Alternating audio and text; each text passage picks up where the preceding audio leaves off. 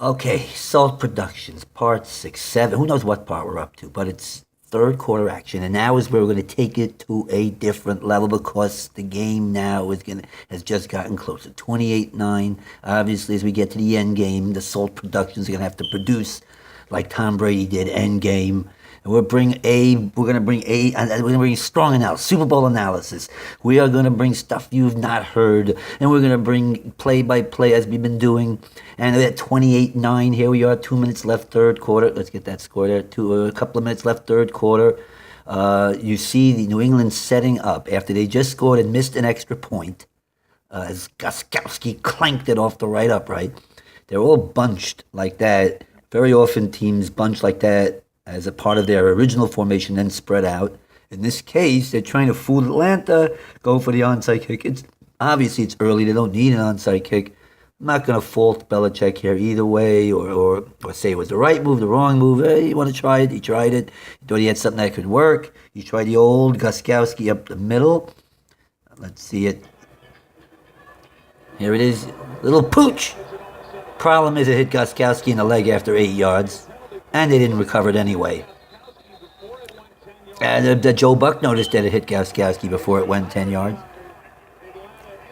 Recovered by Atlanta anyway, says Joe Buck. Let's get the sound up. Let's get a replay. Could we get a replay? Oh, first we have a little scuffle.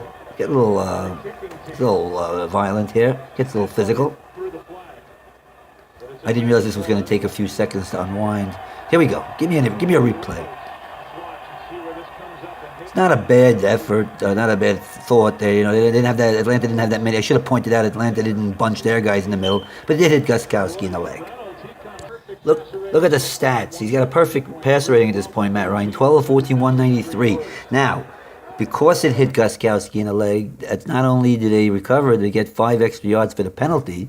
They're setting up at the 41. So whether or not you like the move by Belichick, you don't like the move by Belichick, one thing's for sure. Points are very close with Atlanta, and that's the last. Even a field goal here would be huge. 7 points would make it more than a three-score game. Three-score game for New England to come back from. So this is a crucial moment in the game. Let's see how Atlanta goes from here. At the New England 41, we're at Super Bowl 51. It's 28-9 Atlanta. Few minutes left. Third quarter action. Salt Productions. Finds receiver for 9. You say, well, they should be running now and using clock. No, that's, again, ridiculous. They're using their best plays that they have. They're aggressive. There's too much time to be going into a prevent offense, which I call it, which prevents you from winning the game by being too conservative. So, okay, 9 yards there. We're getting to see a little of the history of Matty Ryan while I'm talking. And he was the MVP this year, beating out Tom Brady, who missed the first 4 games of this year. 2nd and 1. This is a big play in this game because they're already in field goal range. I should point out, they're already in field goal range. This play was not pointed out. 0 yards, but the flag, the holding, that takes them out of field goal range. Do I have to show the hold? Yeah, let's show the hold. Let's show it. Part of the low tech, I didn't have prepared exactly where the hold was. Here we come. Jake Matthews. Now remember that name, Jake Matthews, because this penalty, I should have pointed to Jake Matthews there, but remember that name, Jake Matthews, for the penalty there. That's a big penalty on him. Matthews from the great Matthews dynasty, his father, his uncle, his cousin, his Clay Matthews Jr., all the Matthews, offensive linemen, defensive. We have the great Matthews dynasty, but there's a big penalty on him. And note there that now Matt Ryan is calling second timeout. Is that big? Yeah, it's going to become big later. And what they had a hold. What did he not? What was he not able to get straight here? What was the confusion? But they've now used their second timeout. Atlanta hasn't turned it over this entire postseason. Joe Buck just said, and they just got out of a sack from Sheard, and another big play there, a drop. He had it, Hooper had it, and then a nice strip by the defender. Or else again they'd be back in field goal range on that 2nd and 11. Now it's 3rd and 11.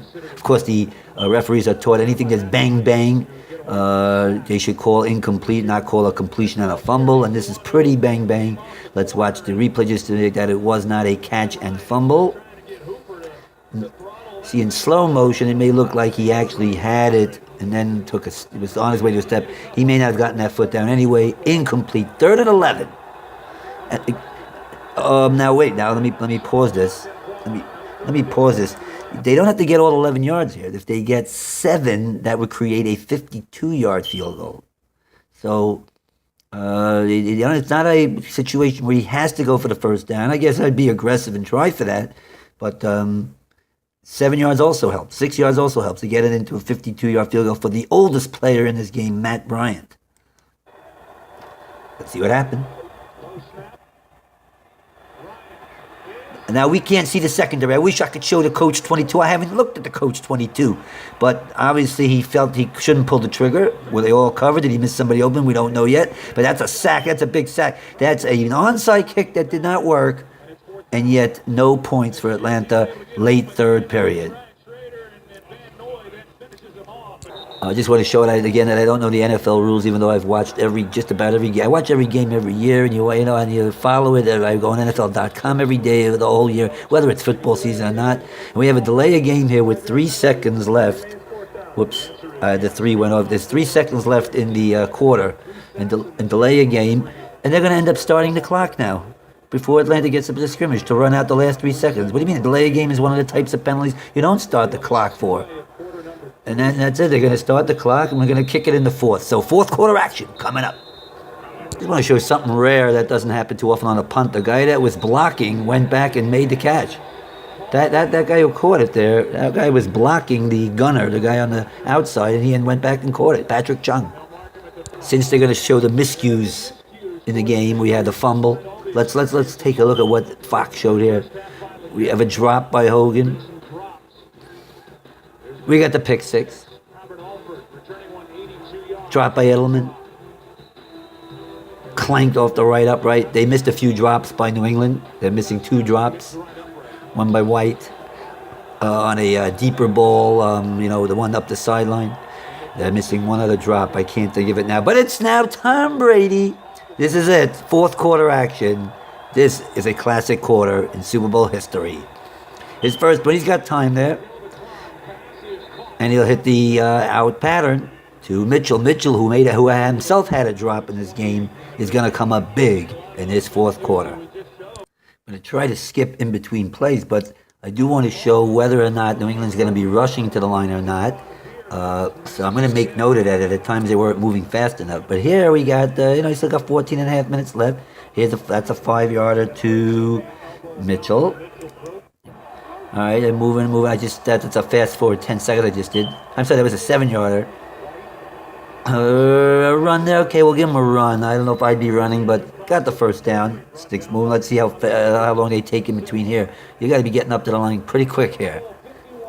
Not exactly like they have oodles of time here. Down 28-9. 4th quarter action in what's probably one of the great quarters for a quarterback. Tom Brady, we'll see, will be spectacular.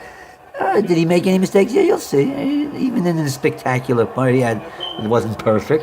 You'll see, not perfect by any means, but it is great a performance. He made all the throws he had to. And it's 1st and 10 at the 41. And just when we're saying what a great quarter, there's our first overthrow, missing an wide open Edelman. Let's show the replay. Missed them open. 2nd and 10. The slant is good to Mitchell.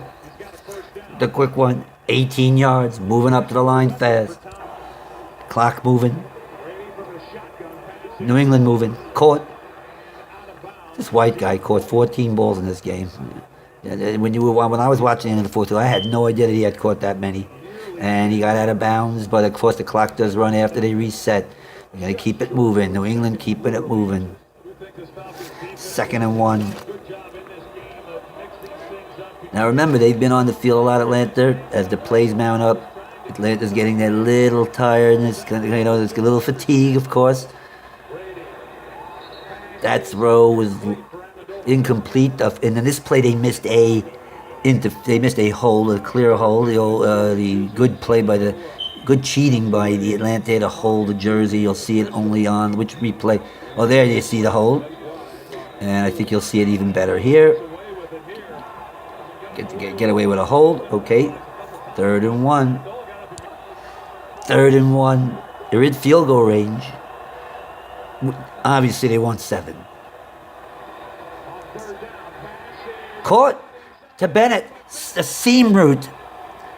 Remember that play, because that play is going to come up in overtime, you may recall, for the big interference call on the play that put them 1st and goal at the 2 in overtime. And now they're down to the 7. They're moving up the line fast. I won't even pause. A touchdown makes it 28-16.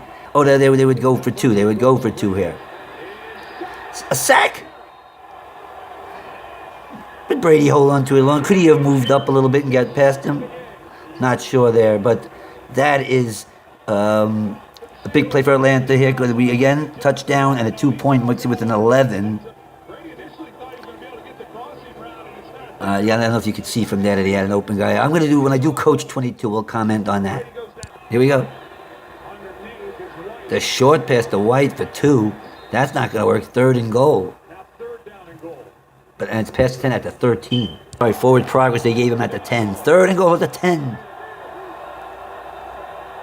28-9. Brady. He's in trouble again for the sack. At times when Brady had to hold on to the ball for that extra second, he did not have it, even there. I think the call is obvious here to kick the field goal, because the field goal will make it a 2-score game with 2 2-point conversions. So you cannot rely on getting a 4th and goal from the 15 after this sack. Maybe if they got down to the 5, they would have gone for it. But at the 15, it's a no-brainer. You got to kick the field goal here to bring it within 2 scores with 2 2-point conversions. Gostkowski hits at 28-12. Look at that stat. They say he's been hit 14 times on that, which, again, I think only the pressure's there when he's held on to it a little longer. I'm not giving the Atlanta pass rush has been fine, but not that good. And this time they kick it off. They're not going for no onside kick, but a nice little... Right, at least Atlanta here starting at the 25. We're going to see that field position is going to be a key in the game soon, as the more and more Atlanta moved up and Gostkowski was able to hit corners. But there, Atlanta starts at the 25. Now we got a ball game. And since we're up over the 12-minute mark already, I'm going to hold it right there. As the drama rises, as the New England has crept from 28-3 to 28-12. And this will be one of the big drives of the game coming up. In our next SALT production, strong analysis, low tech, who knows what this was, part 6, 7, and to be continued.